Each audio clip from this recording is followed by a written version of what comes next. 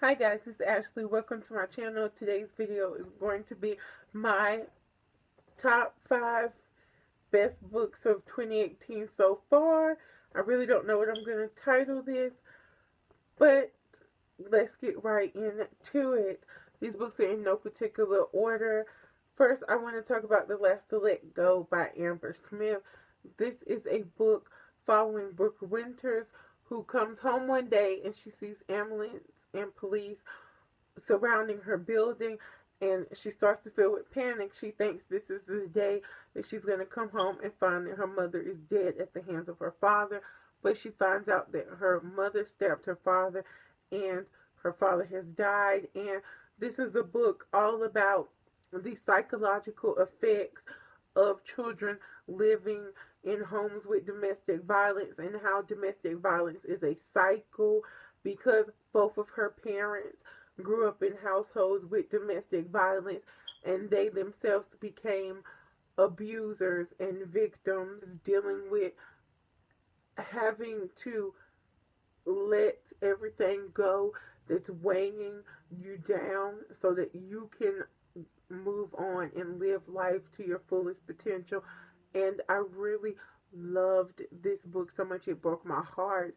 I cried. The main character is also struggling with her sexuality. If I'm not mistaken, she doesn't label it, but she has a really cute relationship with a girl at her school. So I would definitely recommend The Last to Let Go by Amber Smith. Next, I want to talk about a book that surprised me this year, and that was Renegades by Marissa Myers.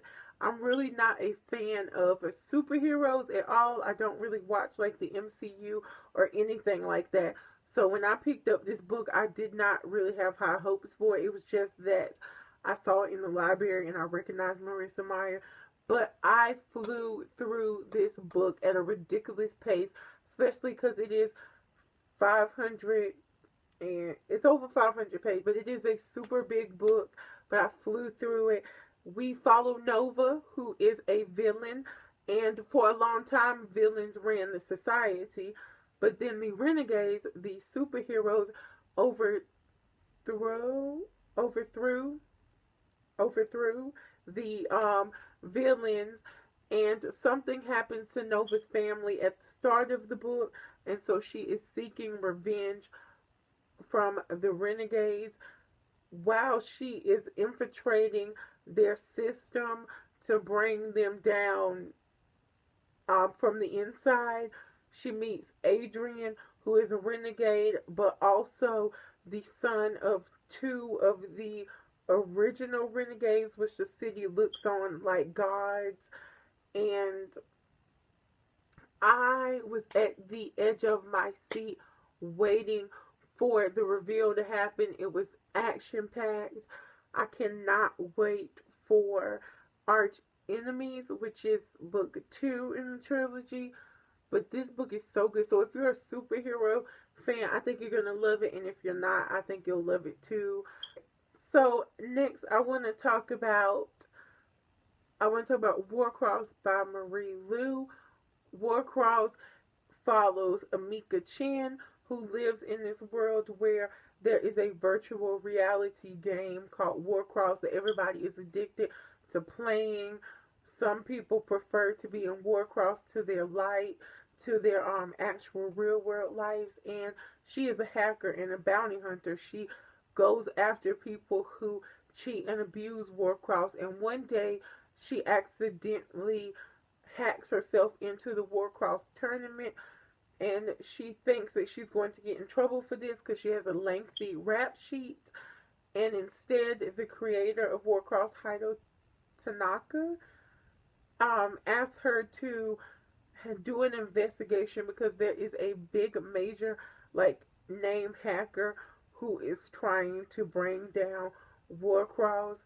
And the tweet, oh my god, that ending, I have to clap for it, you guys. That ending blew me away. I felt instantly connected to Amika when I started reading. the descriptions of Warcross and the romance in here, and just read it. Read it. I really don't want to say too much because I'll slip up and spoil it, and I don't want to. I've read the first chapter for Wild Card, which is the sequel, and I need it now. I need it now. Okay.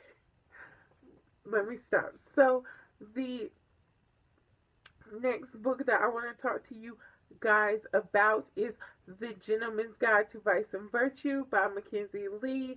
This is a YA historical fiction male romance centered around Henry Montague, who is getting ready to go on his gentleman's tour of Europe. Along for the tour with him is his sister Felicity and his unrequited crush slash best friend Percy.